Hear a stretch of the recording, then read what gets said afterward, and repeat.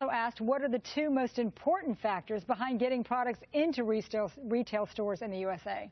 So a couple of the most important things. Number one, you've got to have good-looking packaging, right? So if you're going to put something on the shelf, it's got to stand out. It's got to pop, because there's been surveys and tests and focus groups done where people are walking down the aisle and they can't even see your product because it's not popping. It's not looking good, right? So understand what colors work. The designs. Is it going to be on a clip strip, or is it going to be on the shelf, right? So it's got to look good and all of that. But then, do you have a marketing plan so that people are looking for the product, or that you can't just, getting it on the shelf is one thing.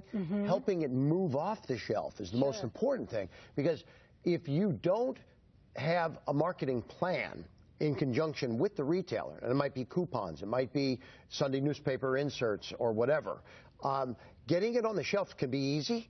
But if it doesn't sell, you're going to get it back, okay? So, you want to get paid, right? So that's the important thing.